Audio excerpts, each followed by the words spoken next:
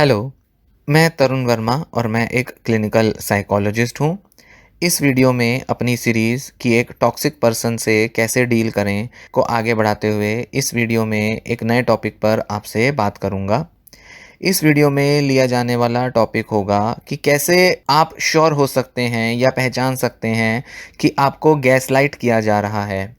कुछ ऐसे पॉइंट्स बताऊंगा जो कि आपको समझने में मदद देंगे कि क्या आप गैसलाइट तो नहीं हो रहे, क्या ये जो रिलेशनशिप है, ये जो पर्सन है, इसमें आपकी गैसलाइटिंग तो नहीं हो रही। ऐसे कुछ इंपॉर्टेंट पॉइंट्स आपसे शेयर करूंगा। तो आइए अब इस वीडियो को शुरू करते हैं। इस वीडियो से पहले की कुछ वीडियोस में जहां मैंने आपको गैसलाइटिंग के बारे में बताया, उम्मीद है उनमें से बहुत सारे उदाहरणों एग्जाम्पल्स की मदद से आपको गैसलाइटिंग को समझने में आसानी हुई होगी। अगर आपके साथ भी इनमें से कुछ हुआ है तो आपने देखा होगा कि किस तरह से एक नार्सिसिस्ट पर्सन माइंड को मैनिपुलेट करके आपके ऊपर एक नेगेटिव इम्पैक्ट छोड़ देता है। आपकी मेंटल हेल्थ ख़राब हो जाती है, आप इमोशनली डिस्टर्ब हो जाते हैं और हमेशा आपका माइंड जो है वो मैनिपुलेट किया जाता रहता है, जिससे कि आपके अंदर बहुत सारी कन्फ्यूजन और डाउट बना रहता है खुद को लेकर। अगर आपको लगता है कि आप भी गैस लाइटिंग के विक्टिम रहे हैं, तो थोड़े से आगे मैं आपको साइंस और कुछ इंडिकेशंस बता रहा हूं जिससे आप और बेटर तरह से समझ पाएंगे, आइडेंटिफाई कर पाएंगे कि कैसे आप गैस लाइट हुए हैं और किस किस तरह से गैस लाइटिंग का इम्पैक्ट आप पर पड़ा है।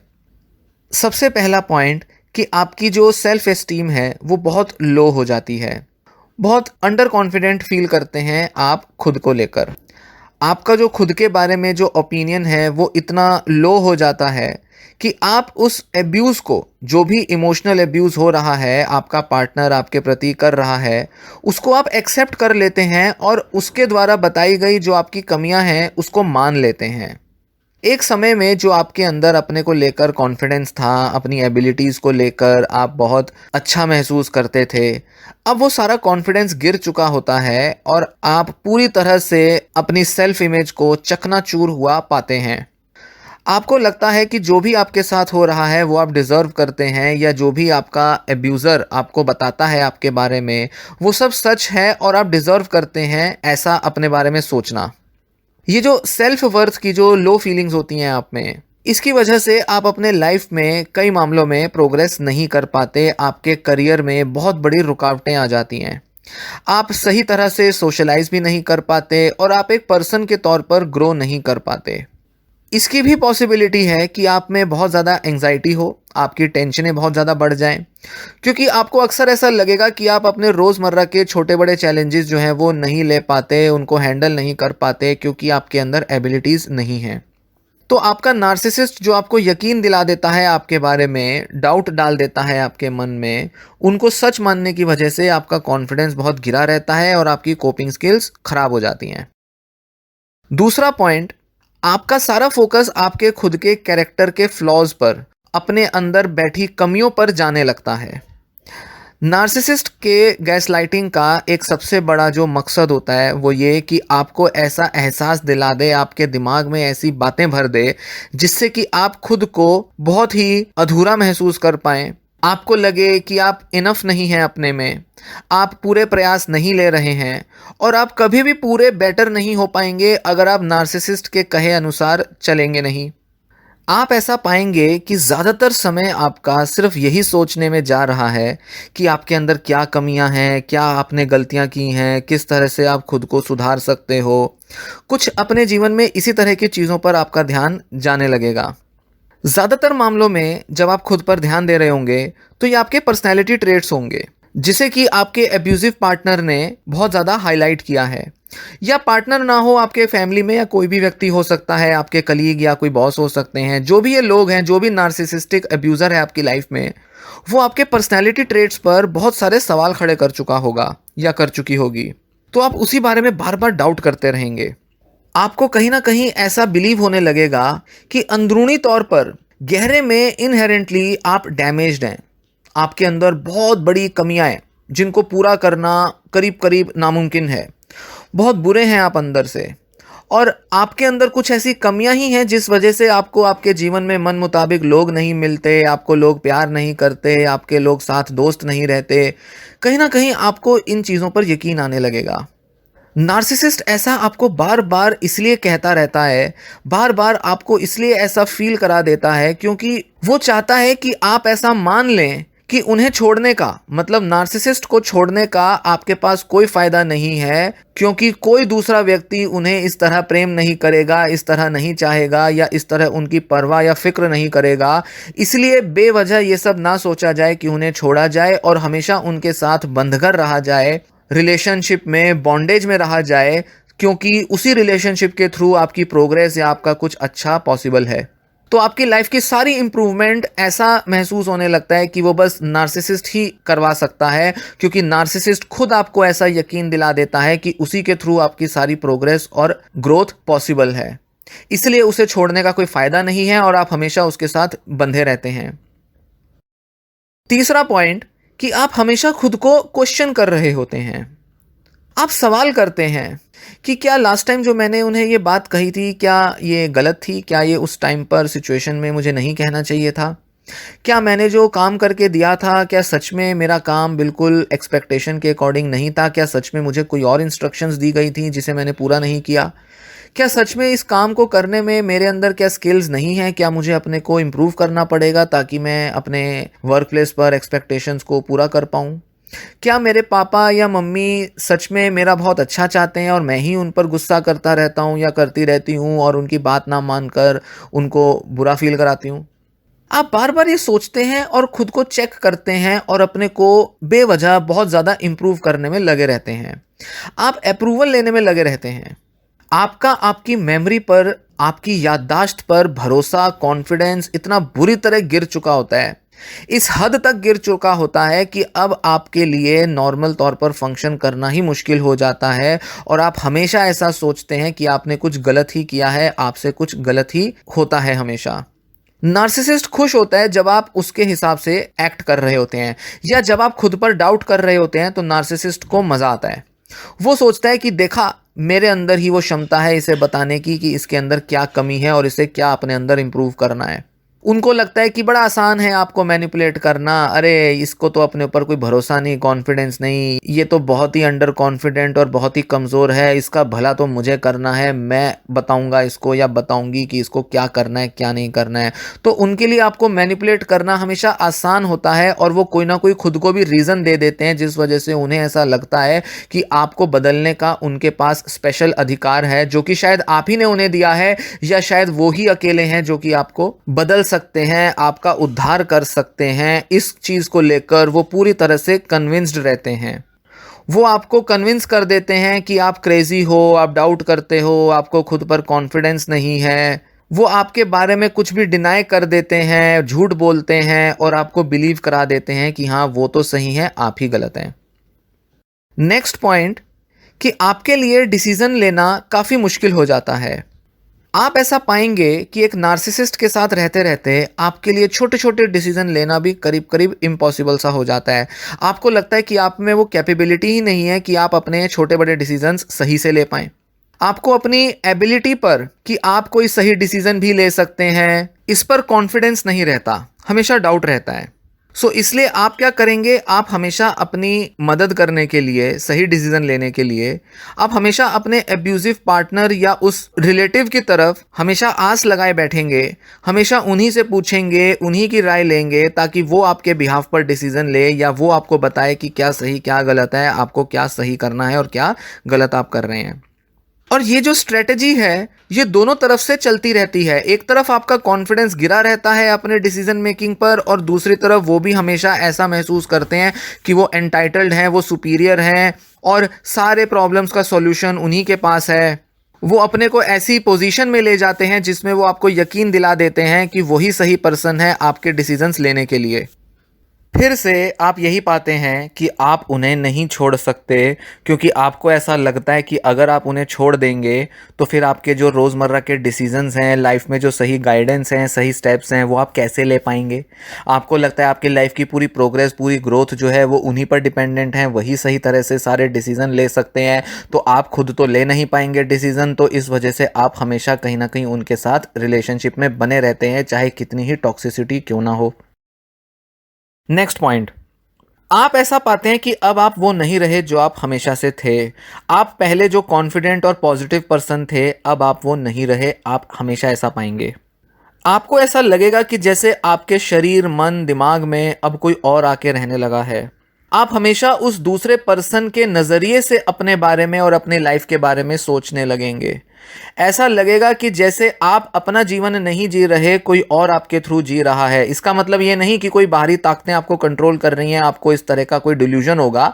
नहीं, यहाँ डिल्यूजन की बात नहीं हो रही। यहाँ मतलब ये है कहने का कि आपकी सोच पर इस हद तक हावी हो जाएगा नार्सिसिस्टिक पर्सन कि ऐसा लगेगा कि जैसे आपकी लाइफ आगे जो है वो सिर्फ उस व्यक्ति की वजह से ही चल पा रही है। अगर वो व्यक्ति ना हो तो जैसे अब आपका कोई वजूद ही नहीं, कोई अस्तित्व ही नहीं। पूरी तरह से आपके लाइफ, आपकी सोच, आपकी फीलिंग्स को ऑक्यूपाई कर लेता है एक नार्सिसिस्टिक पर्सन। आप खुद को पहचान नहीं पाते, आप भूल जाते हैं कि आप क्या थे, कौन सी ऐसी क्षमताएं आप में मौजूद थीं, कौन से ऐसे काम थे जो आप बहुत कॉन्फिडेंटली कर पाते थे। अब आपका उन सब पर ध्यान ही नहीं जाता। आपको लगता ही नहीं कि आपके अंदर कुछ बेटर है करने को, या आप अपने एफर्ट से, अपने मेहनत से भी कोई बेटर रिजल्ट ला सकते हैं। आपको उन सब चीज़ों पर अब ध्यान ही नहीं जाता। आपका भरोसा ही टूट चुका होता है पूरा। ऐसा लगता है जैसे पास्ट की एक अलग ही लाइफ थी और अब की एक अलग ही लाइफ है। और ऐसा लगता है कि जैसे फ्यूचर में कभी एक कॉन्फिडेंट और एक पॉजिटिव और बेटर लाइफ कभी होगी ही नहीं। नेक्स्ट पॉइंट, आपको हमेशा ऐसा लगता है कि आप एक फेलियर हैं। आपकी सेल्फ एस्टीम इतनी गिर चुकी होती है कि आपको लगता है कि आप लाइफ में हर जगह, हर तरह से बस फेल ही हो रहे हैं, या आप हमेशा फेल ही हुए हैं। इनफैक्ट आप ये भी सोचते हैं कि दूसरे भी आपके बारे में ऐसी ही धारणा बनाए हुए हैं कि आप एक फेलियर हैं। दूसरे भी आपको नाकाम और लूज़र की तरह देखते हैं। आपके मन में हमेशा ये ख्याल आते हैं कि जैसे आपके बारे में कुछ अच्छा है ही नहीं, कुछ अच्छी क्वालिटीज़ हैं ही नहीं। आप इनकैपेबल हो लाइफ में कुछ भी अचीव करने के लिए। आपके बस की ही नहीं है लाइफ में कुछ भी हासिल कर पाना, कुछ भी बड़ा, या अपने ड्रीम्स को पूरा कर पाना आपके बस में है ही नहीं। ये सब ऐसा लगेगा आपको। नेक्स्ट पॉइंट, आप हमेशा अपोलोजाइज करते रहते हैं। आपको लगेगा कि जब भी कोई प्रॉब्लम होती है तो आप ही को अपोलोजाइज करना पड़ेगा, क्योंकि ये आप ही की गलती है, क्योंकि ये आप ही की गलती की वजह से हुआ है। आप ही इसके लिए कहीं ना कहीं जिम्मेदार हैं। बावजूद इसके कि गलती किसी की भी हो, आपकी हो या आपके पार्टनर की हो, पर आपको हमेशा ऐसा ही लगेगा कि आप ही को अपोलोजाइज करना पड़ रहा है, या आप ही के लिए अपोलोजाइज करना ज़्यादा जायज़ है। आपको ज़बरदस्ती ऐसा फोर्स किया जा रहा है ऐसा नहीं लगेगा। आपको सच में लगेगा कि हाँ, आप ही ने तो गलती की है। आप बिलीव करेंगे इस बात में। आप पूरे कन्विक्शन के साथ अपोलोजाइज करेंगे। आपका पार्टनर, आपका जो रिलेटिव है, नार्सिसिस्टिक है, वो आपको यकीन दिला देगा कि गलतियां तो आप ही ने की हैं, तो आप ही को अपोलोजाइज करना नेचुरली ऐसी नीड आएगी कि आपको अपोलोजाइज करना पड़ जाएगा। यही नार्सिसिस्ट चाहता है। वो कभी रिस्पॉन्सिबिलिटी नहीं लेंगे अपनी एक्शंस के लिए, और हमेशा आपको ब्लेम करेंगे, और आप उस ब्लेम को इतना इंटरनलाइज कर देंगे कि आप हमेशा अपने को अपोलोजाइज करता हुआ पाएंगे। नेक्स्ट पॉइंट, आप ऐसा पाएंगे कि नार्सिसिस्ट के बिहेवियर को लेकर आप हमेशा कोई एक्सक्यूजेस बना रहे हैं। कई बार ऐसा होगा कि आपका जो नार्सिसिस्टिक पार्टनर है वो दूसरों के सामने आपको बैडली ट्रीट करेगा। कुछ ऐसा बोल देगा फ्रेंड्स या दूसरे फैमिली मेंबर्स के सामने, या किसी भी ऐसी सिचुएशन में जहां पर आपको लगेगा कि उसकी गलती है, उसे ऐसा नहीं कहना चाहिए था। पर बजाय उनको करेक्ट करने के, बजाय उनको कॉन्फ्रंट करने के, आप एकदम से उनके बिहेवियर को डिफेंड कर देंगे और खुद के लिए एक्सक्यूजेस बनाएंगे कि उन्होंने ऐसा क्यों किया होगा।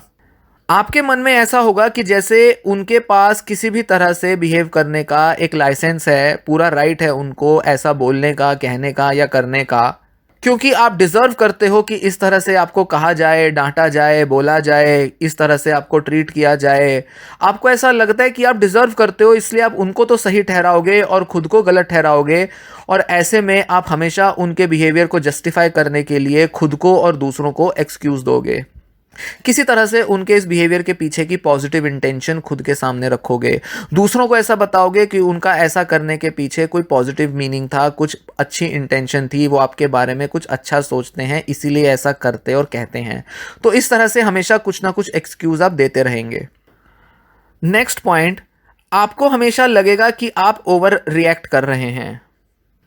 आप अक्सर ऐसा पाएंगे कि आप अपने अंदर एक पर्सनैलिटी ट्रेट बहुत कॉमनली देखेंगे और वो है कि आप अपने को ओवर सेंसिटिव पाएंगे। आपको लगेगा कि आप बहुत सेंसिटिव हैं, इसीलिए छोटी छोटी बातों का बुरा मान जाते हैं या ओवर थिंक कर लेते हैं। आपको लगेगा कि एक ही रीज़न है कि आपका पार्टनर जो है वो इतना गुस्सा क्यों हो जाता है या आपसे नाराज़ क्यों हो जाता है, और वो ये है कि आप ओवर रिएक्ट करते हो छोटी छोटी चीज़ों को लेकर और आप बहुत सेंसिटिव हो। आप ये मानने लगोगे। आप खुद को ऐसा कहोगे कि अगर मैं सेंसिटिव होना छोड़ दूं, अगर मैं छोटी छोटी बातों से ऑफेंड होना छोड़ दूं, ओवरथिंक करना छोड़ दूं, तो शायद सब बेटर हो जाए, शायद मेरा पार्टनर मुझसे नाराज ना हो और शायद हम एक बेटर रिलेशनशिप बना पाएं। आपको लगता है सारी प्रॉब्लम सेटल हो जाएंगी अगर आप ओवर सेंसिटिव होना छोड़ देंगे। नेक्स्ट पॉइंट, प्रॉब्लमेटिक सिचुएशंस में आप अक्सर कॉन्फ्रंट नहीं करेंगे, सामना नहीं करेंगे, अवॉइड करेंगे ऐसी सिचुएशंस का जिसमें आप खुद से और दूसरों से झूठ बोलेंगे। आप कॉन्फ्रंटेशन को पसंद नहीं करेंगे। क्यों? क्योंकि आपका जो पार्टनर है वो हमेशा कुछ ऐसे चालाकी के साथ खुद को डिफेंड कर लेता है जिससे कि आप हमेशा हारा हुआ महसूस करते हैं। आप आर्ग्यूमेंट्स में खुद को हमेशा लॉस पे देखते हैं और वो आपको कन्विंस कर देता है कि आप ही हैं जो गलत हैं, वो तो हमेशा अपने को सही प्रूफ करा ही देता है। तो इसलिए छोटी बड़ी डिसएग्रीमेंट्स और डिसअपॉइंटमेंट्स को अवॉइड करने के लिए आप धीरे धीरे कोशिश करेंगे कि किसी भी तरीके का आर्ग्यूमेंट प्रिवेंट किया जाए, किसी भी तरीके की बात को करने से बचा जाए। तो ऐसे में आप पाएंगे कि आप खुद से झूठ बोल रहे हैं। आप खुद को किसी तरह से दिलासा दिलाएंगे कि नहीं, बेकार की बात क्यों करनी, बेकार में गुस्सा क्यों करना, क्यों इतना सेंसिटिव बनना, छोड़ देते हैं, क्या छोटी छोटी बातों पर सोचना, रफा दफा करो। पर दिमाग में वो आपके बातें घूमती रहती हैं क्योंकि आपको कहीं ना कहीं वो बातें हर्ट कर चुकी हैं। तो बजाय उन चीज़ों को मना करने के, बजाय उन चीज़ों के सामने कोई स्टैंड लेने के जो कि आपका फ़ायदा कर सकता है, आप कहते हो कि नहीं, चलने दो, जो चल रहा है उसे चलने दो, इग्नोर करो। आप अपने पार्टनर से सवाल नहीं करते जब वो आपसे अनरीजनेबल डिमांड खड़ी कर देते हैं, क्योंकि शांति बनाए रखने के लिए, पीस बनाए रखने के लिए आप हमेशा अपने मोरल्स, अपनी वैल्यूज़ के अगेंस्ट चले जाते हैं, अपनी मेंटल हेल्थ को बुरा बनाते जाते हैं, अपनी मेंटल हेल्थ, अपनी इमोशनल हेल्थ के अगेंस्ट जाकर वो सब करते हैं जो आपका नार्सिसिस्टिक पार्टनर आपसे करवाना चाहता है। और आप इस उम्मीद में ऐसा करते हैं कि शांति बनी रहेगी, माहौल ठीक रहेगा, बेकार में बात का बतंगड़ क्या बनाना, इसलिए रिश्ता बनाए रखने के लिए बेटर है कि चुप रहो, शांति से सब चीज़ें देखते जाओ, फेस करते जाओ, सहते जाओ। नेक्स्ट पॉइंट, गहरे में आपको हमेशा ऐसा लगेगा कि कुछ तो गड़बड़ है, कुछ तो आपका पार्टनर है जो गड़बड़ कर रहा है, या ये रिलेशनशिप में कुछ तो है जो ठीक नहीं चल रहा है। आपको लगेगा कि नहीं, इस तरह से रिलेशनशिप नहीं होनी चाहिए, ये कोई तरीका नहीं होता रिलेशनशिप में रहने का, या कोई पार्टनर इस तरह से बिहेव करे रिलेशनशिप में, ये तो कोई तरीका नहीं है। आप अपने को रेड फ्लैग्स को लेकर इतना अंधा कर चुके हैं, इतना ब्लाइंड फोल्डेड कर चुके हैं कि बिल्कुल साफ क्लियर साइंस भी अगर दिखाई दे रहे होंगे तो आप उनसे नज़र मोड़ लेंगे, आप नज़रअंदाज कर देंगे उन्हें। ऐसे बिहेव करेंगे कि जैसे आपका माइंड तो मैनिपुलेट किया ही नहीं गया है। आप इतने ज़्यादा कंफ्यूज हो जाते हैं कि आपको समझ ही नहीं आ पाता कि क्या इशू है, कहाँ से प्रॉब्लम शुरू हुई, कैसे सॉल्व करनी है, क्या किया जाए। आप इन इश्यूज को अप्रोच करने में भी इतने अक्षम, इतने इनकैपेबल पाते हैं खुद को कि आप कोई कदम ही नहीं बढ़ा पाते और हमेशा उस कंफ्यूजन में केवल खुद पर डाउट ही करते रह जाते हैं। पर हमेशा आपको लगता है कि नहीं, कुछ तो गड़बड़ है, कुछ तो किया जाना चाहिए, कोई तो सॉल्यूशन होगा इन सब का। पर आप कर नहीं पाते क्योंकि अंदर से आपकी जो सोच है वो इतनी बुरी तरह से कंट्रोल कर ली जाती है कि ऐसे में आप सॉल्यूशन लेस हो जाते हैं। आप अपने अंदर एकदम अंडर कॉन्फिडेंट और इनकैपेबल फील करने लगते हैं। बैक ऑफ द माइंड, दिमाग के किसी कोने में आपके मन में ये विचार तो होता है कि कहीं न कहीं ये जो पर्सन है ना, कुछ तो ऐसा गड़बड़ कर रहा है और मुझे कुछ तो ऐसा स्टेप लेना ही चाहिए ताकि इसे सॉल्व किया जाए सब प्रॉब्लम को।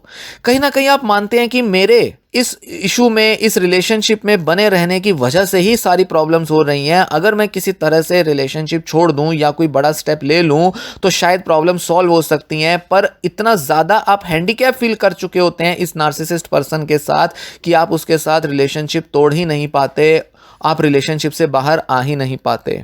पर फिर भी गहरे में आपके मन में ये बना रहता है कि नहीं, कोई तो सॉल्यूशन है, मुझे कुछ तो बड़ा स्टेप लेना ही पड़ेगा। नेक्स्ट पॉइंट, नार्सिसिस्ट के इर्द गिर्द आप हमेशा नर्वस फील करते हैं। आपका पूरा शरीर, दिमाग, मन एकदम टेंस हो जाता है जब भी आप अपने नार्सिसिस्ट पार्टनर के साथ होते हैं।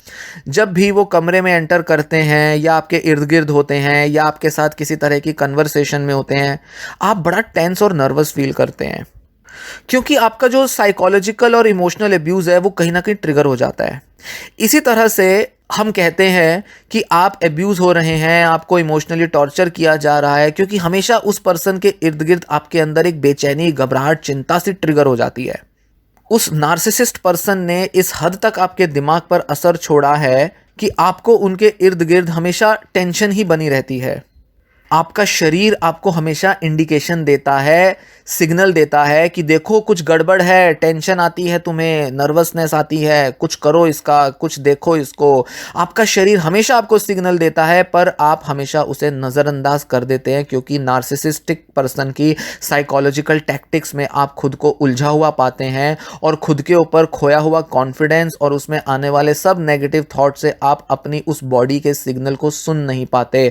आपकी इमोशंस और आपकी बॉडी आपको कुछ इंडिकेट कर रही होती हैं, पर आप खुद को दिलासे दिलाते रहते हो और नार्सिसिस्टिक की बातों को सच मानते रहते हो, जिस वजह से आप उस एब्यूज़ को भी फेस करते रहते हो और कोई बड़ा स्टेप नहीं ले पाते अपने को बेटर करने का। नेक्स्ट पॉइंट, आपको कोई रास्ता नहीं दिखाई देता कि कैसे बाहर निकला जाए। ये सब जो आपने एक्सपीरियंस किया है, इतना ज़्यादा आपने इन हालातों के सामने खुद को सरेंडर कर दिया है, अपने सारे हथियार डाल दिए हैं, खुद को इतना आत्मसमर्पित कर दिया है कि अब आपके मन में आ गया है कि मेरी तो ये किस्मत ही ऐसी है, अब तो जो होगा वो सब भगवान भरोसे रहेगा, अब तो ये व्यक्ति जो करेगा बस वही मेरी ज़िंदगी चलाएगा, अब तो जैसा है बस वैसा ही सब चलता रहेगा। आप पूरी तरह से लाइफ में होपलेस हो चुके होते हैं। आपको लगता ही नहीं कि कोई तरीका है इस सिचुएशन से बाहर आने का, कोई रास्ता दिखाई ही नहीं देता, कोई मदद करता हुआ दिखाई ही नहीं पड़ता, और हमेशा ऐसा लगता है कि बस आप बुरी तरह फंस चुके हैं और अब आपकी पूरी किस्मत बस ऐसे ही रहेगी और आपकी ज़िंदगी जो है बस वो इसी तरह से कटेगी।